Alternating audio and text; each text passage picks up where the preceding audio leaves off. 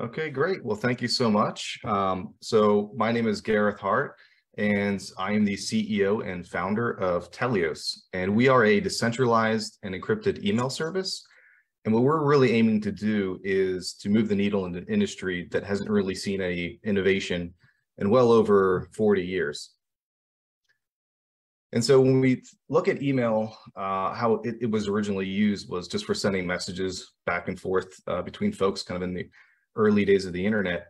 But now email has really evolved during Web 2.0 to where people have used email for signing up for services online. So pretty much everything that we do online, it always requires an email address. And this is kind of where one of the problems with email has started. And so there's a service out there called Have I Been Pwned? And you can put your email address into it, and it'll tell you how many times your email has been breached from hacks or data leaks. And so when I put my Gmail address in there, my email's been involved in 19 data breaches at some pretty large tech companies. And this is what my actual inbox looks like now. It's got like well over 20,000 emails in it, and it's almost unusable at this point.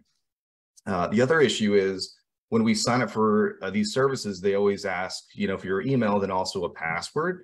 And sometimes people will use the same password that they use for their actual email address, just because it's easier for them to remember. And a lot of password validators are actually very bad. So, this password that I put in here, this is not my real password, by the way, just that example, it would pass almost every password validator out there. But if you use the latest tools to crack passwords, this would only take roughly about 7 hours to crack this password.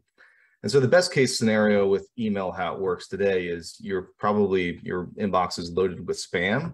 And worst case scenario, you maybe even had a breach into your email service, which has allowed a hacker to get access to pretty much every service you ever signed up for with that email. And so for the privacy and security issue, we solved that with decentralization. So right now, email exists pretty much on one single server. So when you're sending and receiving emails, it gets stored on a cloud server with Google or Outlook somewhere. And so you never really own that data. This email service provider owns that data. And what we're looking to do is all of your emails and data are stored on your either computer or your iPhone device or Android device. And we don't ever see any of it. We don't know what it is. And all of it's encrypted at rest. And so with a spam problem, we have something called email aliases. So you have a main email address, say, for instance, Alice@Telios, and you can create an alias, let's say ALIS99. And what you can do, how you use this alias, is you give this alias out to all the different services you sign up for by just adding a modifier on it, like Netflix or newsletters or LinkedIn. And emails will flow into a custom mailbox that's automatically created when you use this alias, and you can turn it off if this email address ever gets abused. So you'll never have to deal with spam getting into your main inbox. You might only use that to give out to people you maybe personally know. And so we launched Telios back in October of 2021. That's when our beta launched. And we had an unsolicited Reddit post that went out where we got a kind of big bump in traffic from that. And then we had some more unsolicited posts from, saw a lot of influx of users from China using the app as well. And today we have roughly over 1,400 users. And what isn't listed on here is we recently had an AppSumo campaign that did quite well. And we saw a few hundred signups with AppSumo as well. And so we look at the competitive landscape for Telios. Really, the biggest competitor we have is a service called ProtonMail. And they launched back in 2016, and they really saw a huge influx of users after the pandemic. And now they have over 50 million users. But what's different about ProtonMail is they're just using the existing email protocol, the same type of server that's all centrally located. And all they do is just encrypt the body of your email. So all of the metadata, the subject, the dates that your email was sent is all still stored with them in plain text. And so some other ways that we're really different with Telios is there's no central attack vector. We don't store anything about you on your servers. Your data isn't stored on our servers. There's nothing to really steal. The only thing we really know about our customers is just the Telios email address that you've signed up for. We also have the ability to send email attachments with no size limit. So if you want to send a 1 gig or 2 gig file attachment to somebody, that's completely possible with this protocol. you're really only limited by the bandwidth and storage of your device and the device you're sending the attachment to.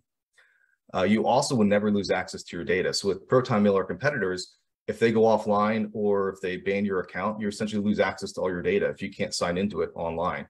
We allow, since everything's stored on your device, you can always sign into it and access your data. Even if you don't have an internet connection, you can still use the app and log into it and read your emails. And so how we make money is we have a few different tiers that we charge users for encrypted data backup and also for the email aliases. And so right now we are about to launch mobile, and we want to come out with file sharing after that and team plans to be able to launch this to small businesses and then eventually further integrate Telios onto blockchain. So right now, the two primary founders are myself. I've got over 10 years experience in software working at companies like eBay, General Motors, and Live Oak Bank. And then Yuri Nelson, who's on the call with us today as our Chief Products Officer, who's been worked with Live Oak Bank as a data engineer for the past 7 years. And so in summary, email is not secure or private. The protocol is wildly outdated at this point, and it needs to evolve if we want to use email in the new Web3 internet. And the only person the only company that's really looking at solving this issue right now for Web3 and email is Telios. Thank you.